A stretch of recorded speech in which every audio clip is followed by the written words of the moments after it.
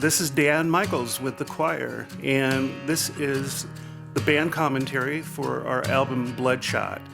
We're going to go through the songs here. You're going to hear from me, you're going to hear from Derri Doherty and Steve Hendelong. And speaking of Steve, let's talk about this song. Well, as I'm hearing it, I'm remembering when Derri and I first wrote it. We were in L.A. together at Derri's he was set up there taking care of his dad for a few years, so I went back and forth a lot between Nashville and Cerritos, California.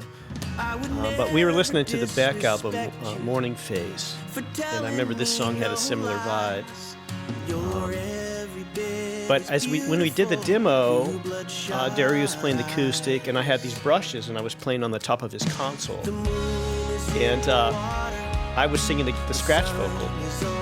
And I just really loved the sound of those brushes, like tapping away on the console. And I'm like, is there any way we can keep that? Because he had actually mic'd it, because I didn't have any percussion. And luckily, my scratch vocal, there was enough isolation that we could keep that. So that's what that is underneath the drums. I love the way that sounds. Oh yeah. Well, and on this record too, on this song, the strings are just really, really killer on it. And that's another thing we got from the Beck album. How I just love how he uses that kind of ambience and some of those string things on there. And that's arranged by Matt Slocum. Yes, that's right. And David Davidson played violin. And Matt played cello. Matt from Sixpence. And this is the first record that we had an outside producer on since the Charlie Peacock record. So it's been a while since we had Stephen Lywicki produced. Actually, Mark Bird produced Oh How the Mighty Have Fallen. Oh, that's true. Yeah, that's right. But anyway, it's been a long time, and Stephen Lywicki, our friend, produced the album. At this time, it was really nice, especially with Derri and me in two different cities. And I don't know, the timing was really good to have an outside voice, and he did a real great job. Yeah, he did. That's right, we had to do this record when Derri was in California, right? Yes. Pretty much, yeah. Uh-huh. Yeah. Did it get finished? Well, he came out here for a while. Yeah, he came out here and did the guitars. Yeah, in Nashville. Yeah, because that was great because I didn't have to worry about any of the technical engineering things. I could just play guitar. And Steven's place has a lot. I brought my pedals, and he's got 1 million amps and guitars, so we had a really good time doing it. I really had a good time. Listen to these awesome guitars. I love this typical Derri, just beautiful melodic. I almost broke into a blues solo. Well, if we had Mike Rowe out, he could have done that. He could have done a blues solo. The only thing I'm going to say about the lyric is that it's kind of a reverse because the moon is in the water. I've never actually seen the moon go in the water. We see the sun go in the water because it's getting to be night. But what that just means is that it's morning. Derri, do you remember what guitars you played on this? Well, I played a few. Well, Mike Gretsch is pretty much on everything. And Stephen had a lot of different guitars. There was, I think that solo was done on he has like a little Les Paul Jr., which I really liked. And he had a 335 that I played on some things. But yeah, it's, the standard thing where for me, it's more about really the pedals than it is the guitar. Now, we had some guest players on this record. This song doesn't feature anybody from, our choir friends and fans. No. Yeah. Not this one. Okay. No, it does feature Steve Mason, who sang a lot of from jars, and a lot of vocals, and also Mason Zagota. Steve Mason, Mason Zagota. There's a guy and a girl. I think that's kind of funny. Last name, first name, both Mason, but they sang together on this one, harmonies.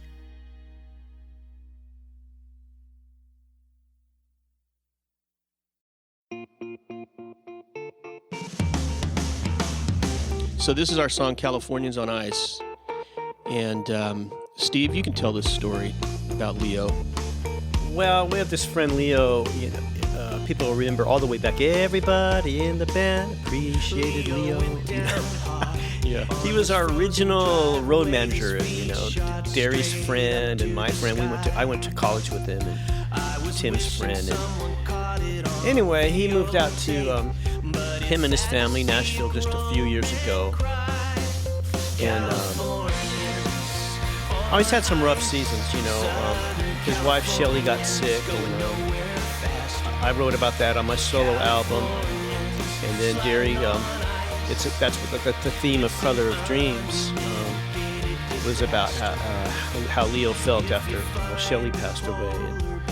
And I always say, if you can laugh, you may as well.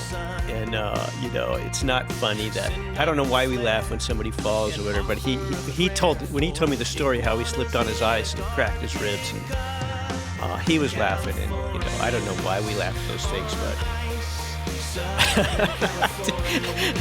Well, it is true. Californians, all of us from Southern California, coming out here, to Tennessee, even though Tennessee is not, Minnesota or, Illinois or something, it was really hard to get used to driving on ice. And here's Dan Michaels playing here. the Barry sax. Yeah, I got myself a baritone sax to play on Derri's solo record and then on this one.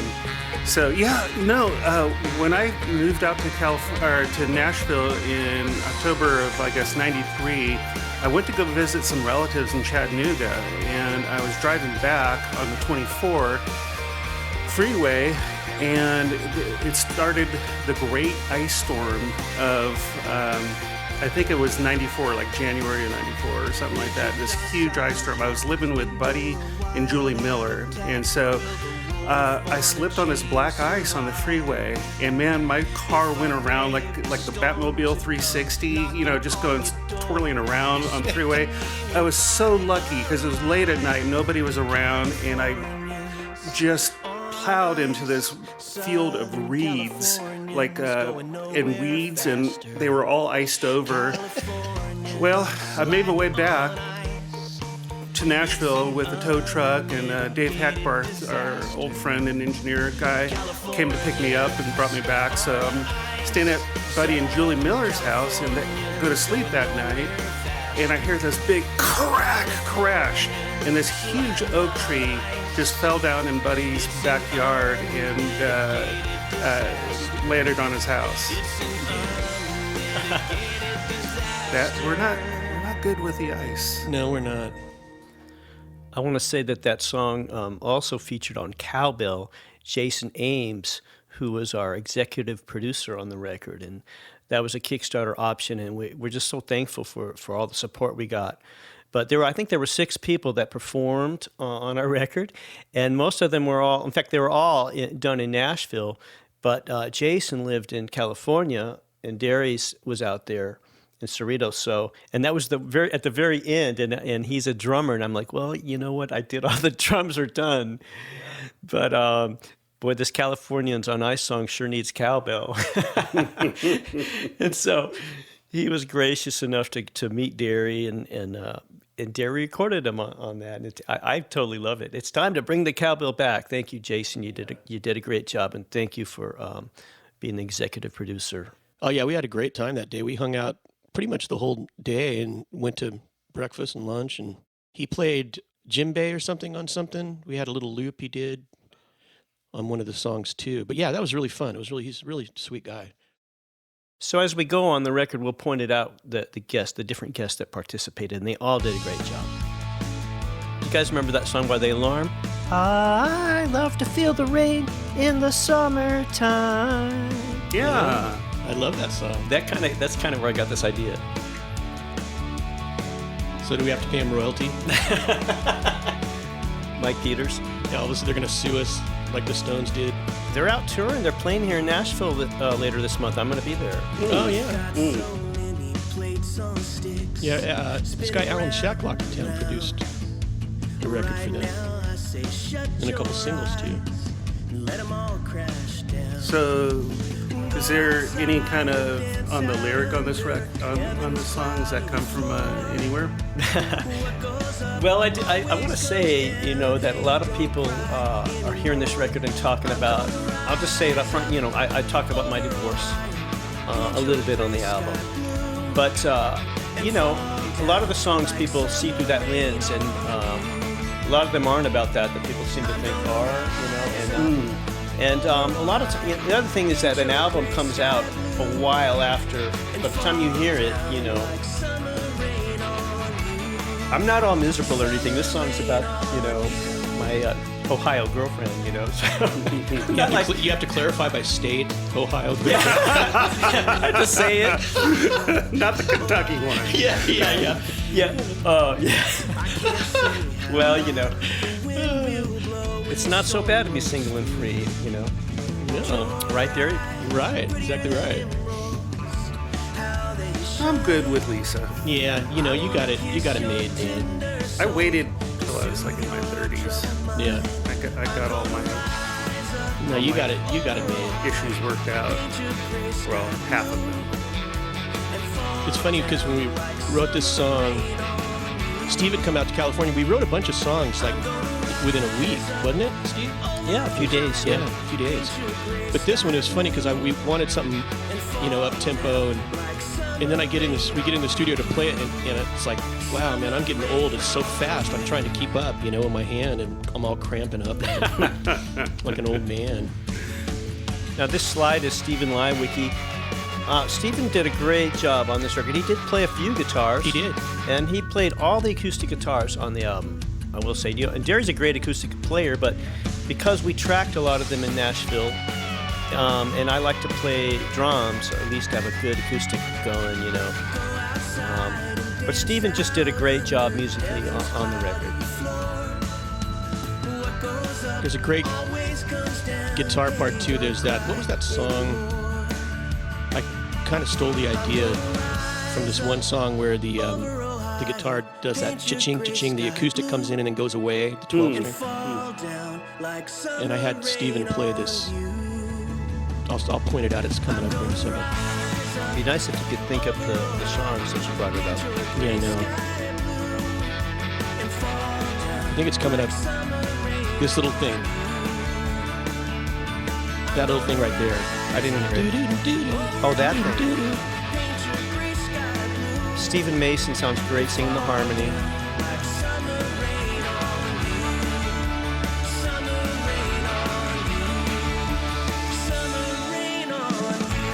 Yeah, I like this song a lot. We were going to do this live, and it was too stinking fast for me. Not for me. Not for you. You're like the Energizer Bunny. I need to get in a young, skinny band.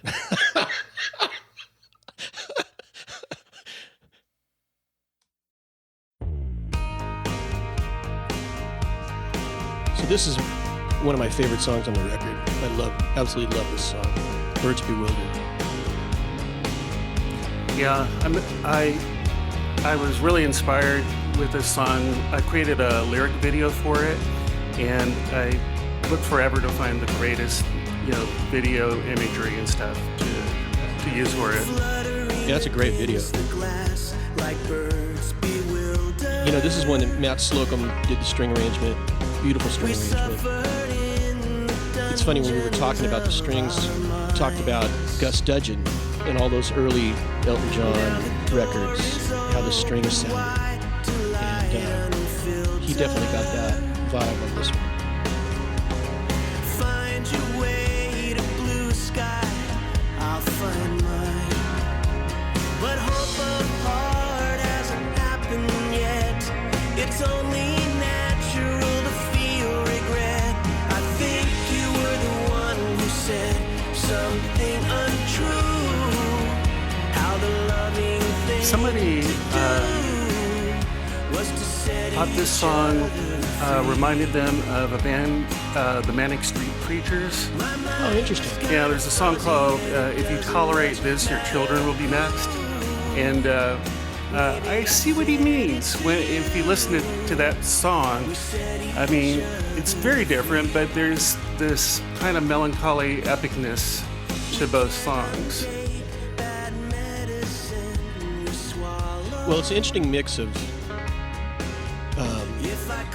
the kind of modern thing with the guitars and then the kind of old school 70s with the strings. Almost like the Hollies or something, you know, like that kind of vibe. Treacherous paths we follow. I'm praying you'll find love. Is that rake you're talking about, Steve, that guitar rake? Well, Brad Behrens was one of our guest guitar players, and he did those. A rake is like a chord, you know, we go ring, you know. He played on this, and he did a nice job. There's a part he plays that's really cool coming up. And one of my favorite things on this song too is when the strings go up on this bridge thing, how epic it sounds. Yeah, when we performed this song live, I did the strings on my Lyricon, and I had a blast playing this thing. It was just felt epic. Here it comes. What you're talking about, Derri. There's that Brad Behrens is doing, and then it goes to the right. The arpeggio picky part. And Dan, you did that French horn patch.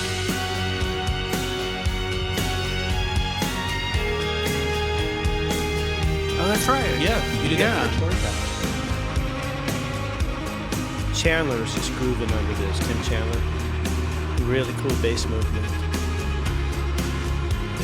That guitar thing is like, I had like 3 different delays, 2 on one side and 1 in the middle, and then like a different tremolo on each side. I remember the day we were in LA and I came in, I was walking around in the parking lot and where we were working at the studio there at Derri's dad's church, and I walked in and Derri had said, man, I think I got something really good. He had this chord progression, the whole chord progression, he was singing the melody to the whole thing, and I was just like, oh, I knew that it was a really special song, and I knew that I was going to have to go deep. And the lyric was, a hard topic to take on. But sometimes, I hear something Derri plays, and I feel what I feel, and I just have to offer it,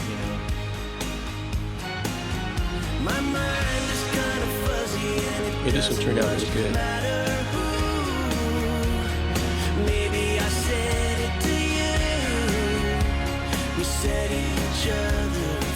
I love this ending too.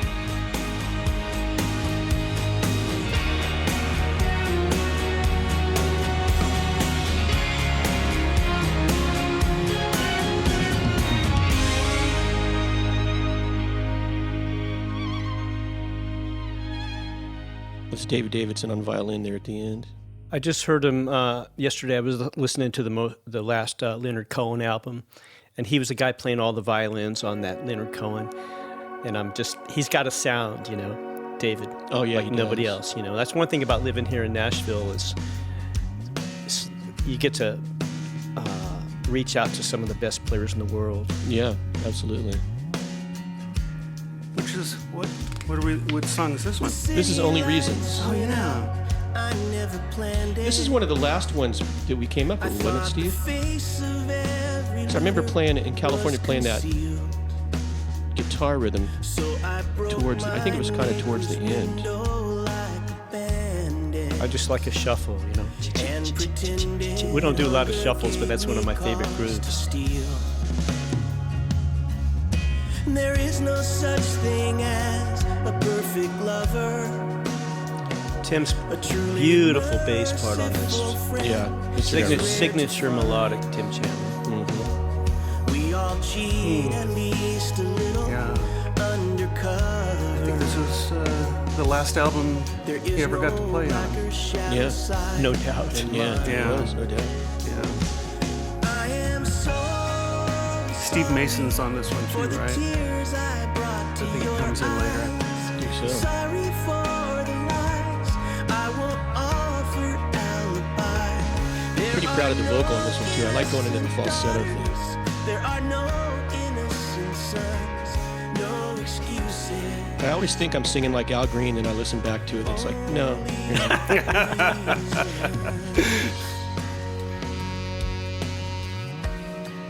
There's Dan sax. Little sax, little little texture. Yeah. There's a little harmony doubling. Yeah. I don't believe you should forgive me for my treason. And that right there is a guitar. It's not a keyboard. Hurt you was no stranger. Oh, underneath it? Yeah. Yeah. That's a guitar. Okay. I won't offer bad excuses, just bad reasons. Like I We was don't have any climbing guest players Jacob's on this ladder one. up to hell. I don't think so. Yeah. I am so I love that line Steve wrote to that for the climbing Jacob's tears ladder I brought to up to hell. I'm sorry Great one. I used the same line in a song I wrote with Phil Madeira called Bad Sense of Direction. Oh, that's right. But that's not on any... Well, yeah, it's on one of his albums. Yeah. there are no innocent sons. Well, we did it on Kerosene Halo. Mike and I did. Oh, that's right. Only reasons.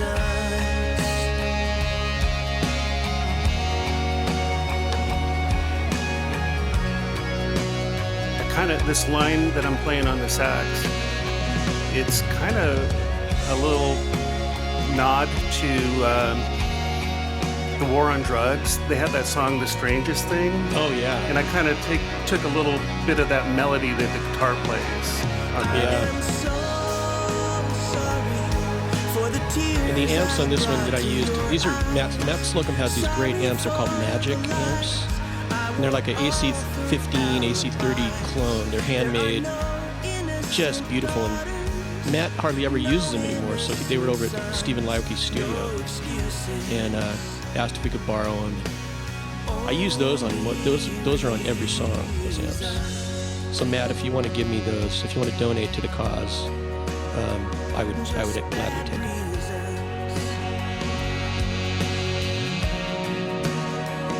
That sax is great, those swells. That was Tim's line. He used to say that. He would say, no excuse, just reasons. Yeah.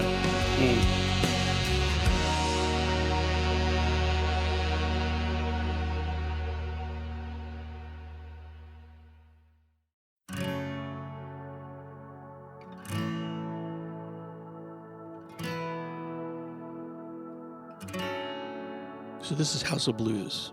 Yeah. We were on tour doing the Wide Eyed Wonder tour with Robin, and we had a gig in San Diego at a House of Blues coming up. And I had this lame brain idea that we'd write a song called House of Blues if we had enough people show up at the concert. So I was kind of using that as a promotion. It was like, hey, get the word out. We're going to write this song, give it to everybody. But we didn't have a large crowd at that show, but Steve had already been working on the lyrics since I came up with that idea to, write a song about House of Blues. So he already had one in the works, so it just made sense that we follow through. Yeah, I wrote the lyric in the van on that tour. You did? Yeah, and it's unusual for me to write an entire lyric without music, but in this case that's what I did, and then put music to it, and it would have been the first one before any other song. Yeah, totally. Yeah, and I didn't...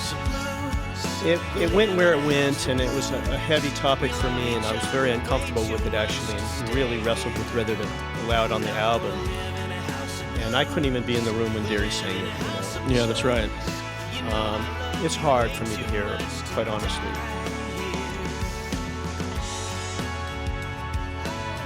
There I am singing. I don't sing too many. Once in a while, it's all right for me to sing, but I sure do like it when Stephen Mason is. Yeah, that was a good choice, though, for you to sing this part right there. Bittersweet reverberations. That melancholy ghost is here, haunting every There's another empty lyric room. callback, Melancholy Ghost. Meet me in the hall. And another one coming up right here. I'll trade you tear for tear. I'm not gonna live in a house of blues. Live in a house of All you need to do is add we love each other. something about a silver pearl. Here we got the trifecta. House of blues. You know What about Kangaroo? You never worked that in anything anymore. Nope, not gonna happen. How many times on that song did you have to explain the title of that record? Chase Dumbest the thing ever, Kangaroo. the dumbest record title ever come up with. I just remember when that record came out, all the interviews and people at shows and going over it and over it and over it. It's a marketing person's nightmare. Yeah.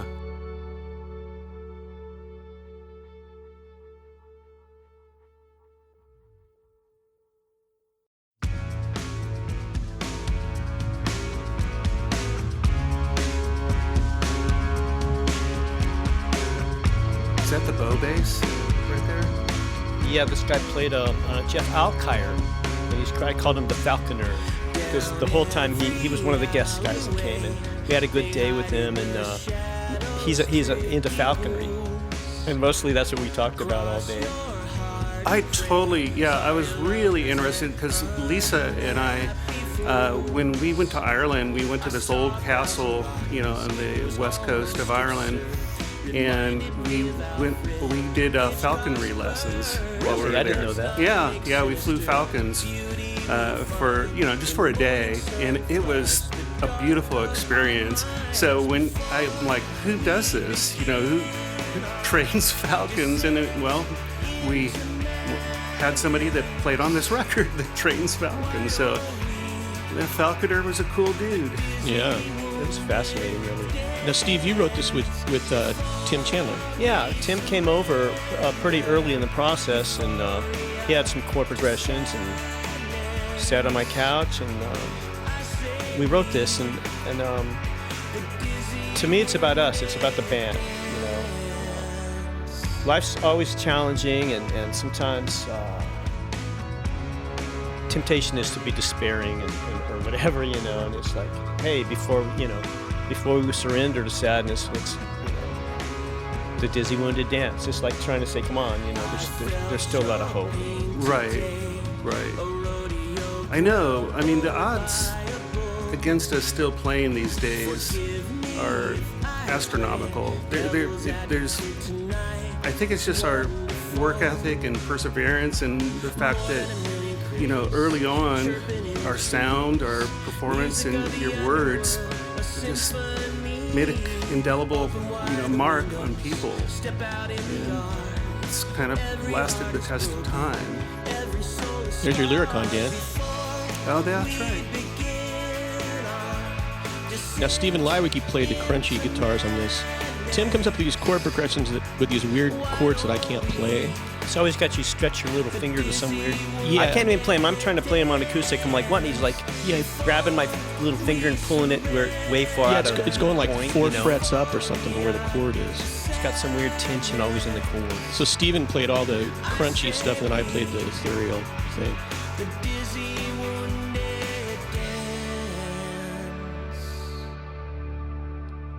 Stephen Lywicki wrote this bridge. Yep. That's why he's credited as a co-writer. Is that the bow bass on this part?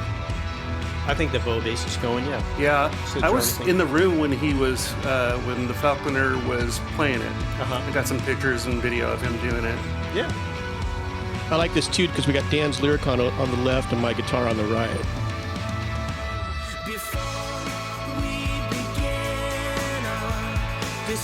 Yeah, I prefer to be on the right, but Yeah, I know, but you know what?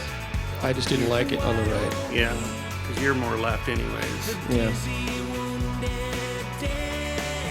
It's like Peter and John arguing who should be on the right side or the left side of Jesus. Oh, Right. Yeah. I don't know. The way we work things out, we could have just been panned to the middle. True. We should do a record all in mono sometime. We get fussy with one another from time to time, but it doesn't linger. No. That's why most bands don't last more than 3 years. Yeah, They don't have mercy on each other. That's the whole thing. Yeah. Being merciful to one another is a key to survival and longevity. I gotta say, Dan, that old school Lyricon sound you get on there, that's still one of my all-time favorites. I just love that thing. Now, this next piece is like a little reprise. This is our friend Jim Schreck came up with the loop on this. And he and I kind of bonded years ago over the guitar thing. He's a really great guitar player. Steve Mason and Mason Zagoda singing this. That's Mason, yeah. Great background vocals.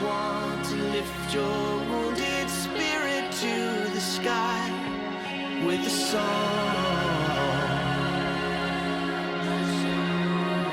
because you're beautiful.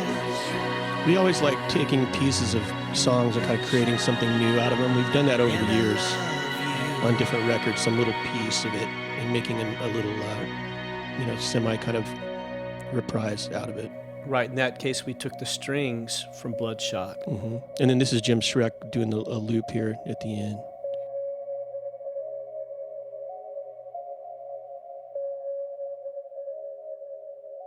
Jim works at a radio station. That's right, yeah. He's got a great collection of gear, too. I really don't like him very much because of all the things he has.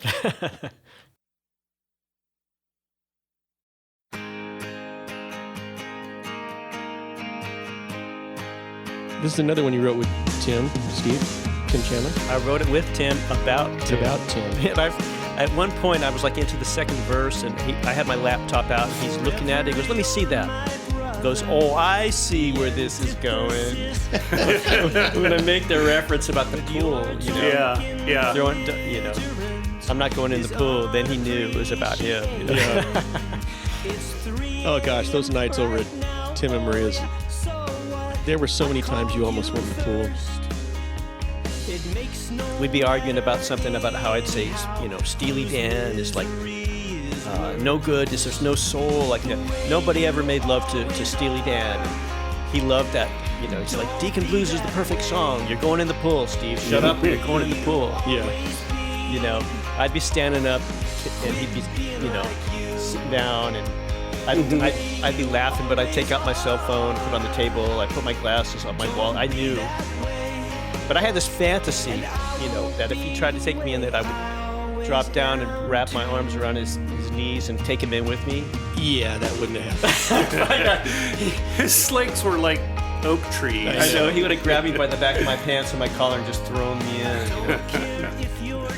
Good. He did love that Asia record, man. He played that thing all the time. Drove me crazy. Gosh, I just remember being in touring Europe with the choir and Tim playing with us on that tour, and we were like in Dusseldorf, Germany, and you guys wanted to go out and check out the city, and Tim and I, this is when I used to smoke, Tim and I just stayed back in this terrible little low-rent hotel room, and we didn't have any money. We didn't have any money, and there was like these tiny little beds, so Tim and I were just laying flat on our beds with our shirts off, with ashtrays on our bellies, just smoking and watching this black and white German TV, that was like, not cable, it was just like rabbit ears, and it was like showing some sitcom dubbed, American sitcom dubbed into German, and we just sat there and smoked and watched that till you guys got back whenever. Yeah, I remember Steve and I walking in the room, and their legs are both, the beds are all small over there, and their legs are sticking off the bed, and they got the ashtray on their stomach, and the room is just a haze of smoke. Yeah. With this blue light from the TV going. We wanted to go to Amsterdam. We didn't have enough money. Oh yeah. That's also the festival that Tim pulled the plug on the guys on Bride. They were playing Their background tape thing. Yeah, they were playing tracks. The tracks, yeah. And Tim went in, and there was an extension cord, and everybody kept tripping over it, and Tim yanked it out. All their sound went down. I was at the Ichthus Festival when we played, and Mylan Lefebvre was headlining, and he was in the middle of his first song, and he started with what's that big song of his? In the Sky. Oh, yeah. Train up in the Sky. Yeah, Right. that song was going, and all of a sudden the backing tracks went off, and it was like nobody was playing. You know, he just had to like stand there till. So this whole song's almost done, and none of you guys said, "Hey, Steve, you sang this pretty good." It is a good vocal. I see It how is. it is. Oh, And I'm singing harmony to you. that's right. And I won't be the way I always am too. How about that? You always want to talk in songs. Steve was always trying to get me to talk in songs.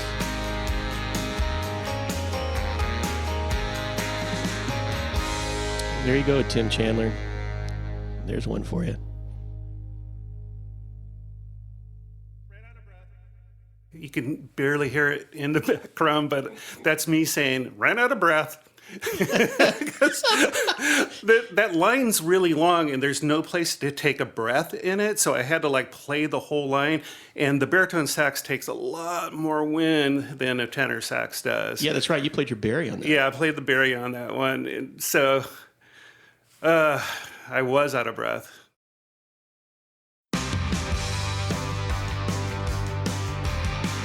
We got Matt Strange playing piano on this. Oh, yeah. Right, these low octaves right here.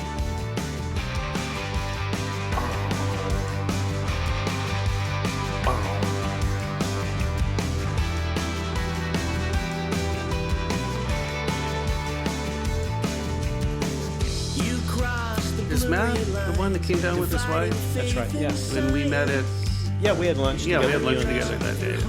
Yeah, good couple, good couple.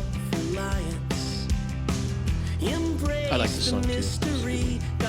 We go back to the 80s feel here. That's right. You believe in magic. It's all cyclical. Believe in you. You believe in magic. You believe in magic. Is that Mason singer or is that me?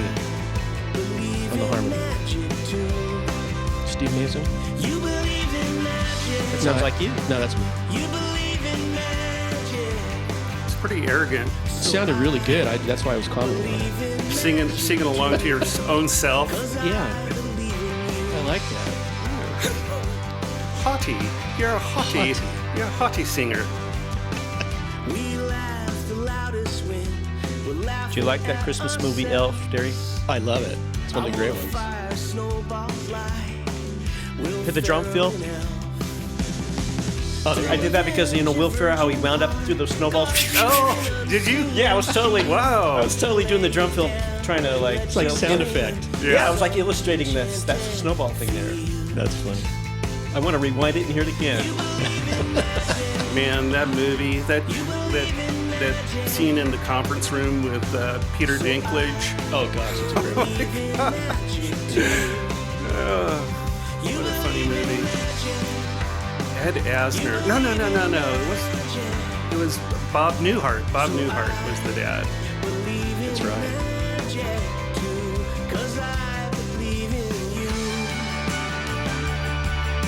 Who's playing that?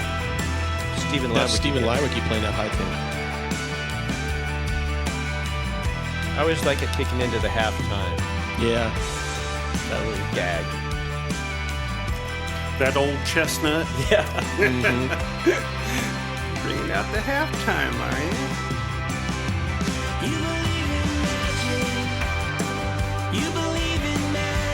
Yeah, I remember writing this one, too, at the little studio in Cerritos. The old Neverman.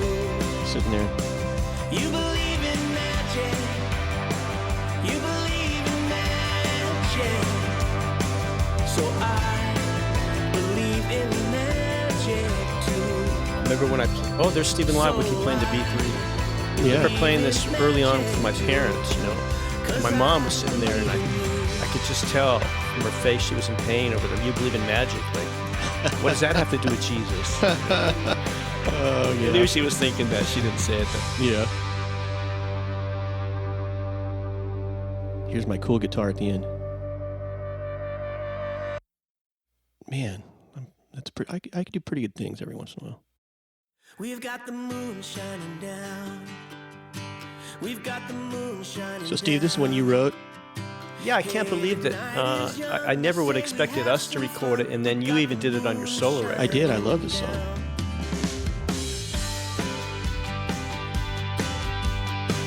It's a fun little song. It is.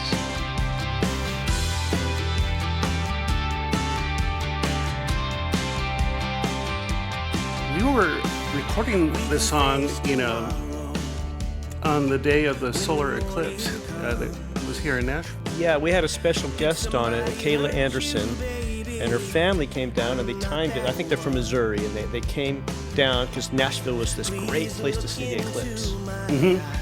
So they timed their trip down, and she came with her husband and 2 kids, and I think it was the husband's mother. Mm-hmm. The whole family was in the studio. We had a nice time. We went out and watched the eclipse together. Tim was there with us. Tim was there. I brought the little special glasses you can look through. Yeah. And Kayla played the ukulele, and she did a nice job. And turns out she had a real sweet voice and sang background vocals too. She just did a great job and really had a good time with that family. What are the odds that are so coincidental that you were recording on a song called The Moon Shining Down? You got the moon shining down on the day of a solar eclipse. It's totally random. Yeah. Or is it? I don't know. It definitely was poetic. Yeah. Yeah, she's got a really cool voice.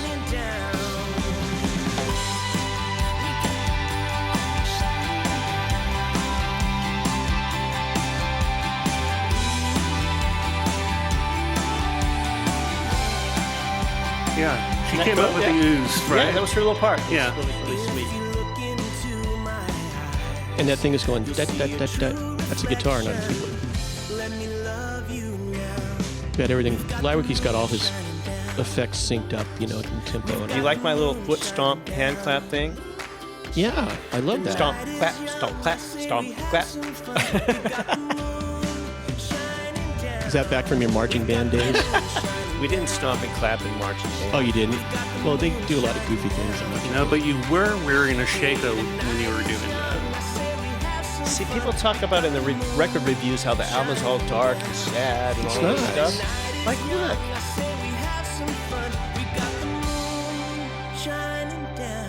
You laugh and you cry both on it on any given day.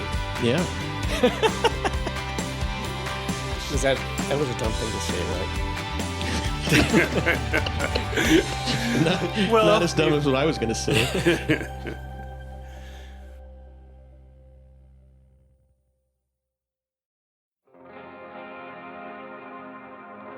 So this is the last song on the record, The Time Has Come. And this is the last song we wrote for the record, isn't it, Steve?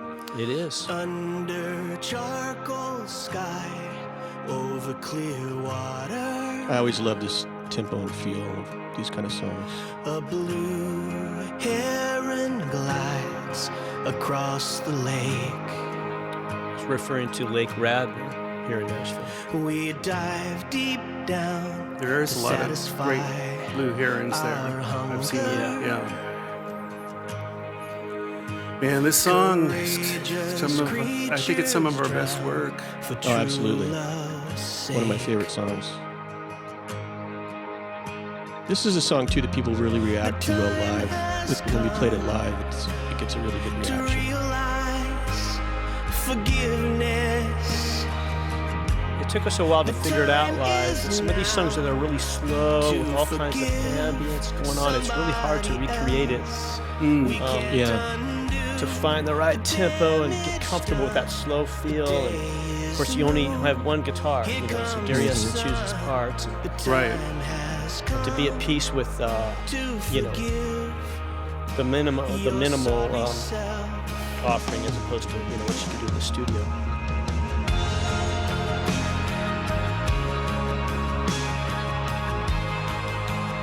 Really cool piano part that this Kate Yoder played. She was one of the guests. Actually, her family came. Dith Yoder, her father, and her mother and her sister, they came, and wonderful family. But Diff came to play guitar, and he did play guitar on The Way You Always Are. Real fuzzy rhythm, yeah. I forgot to mention it. Yeah. But come to find out, Kate, who's only 12 years old at the time, plays piano, and I'm like, let's see if we can figure out a part for you, Kate. And that's her, Yeah, right there. yeah, playing those octaves. Yeah, Let's coming up listen. right here.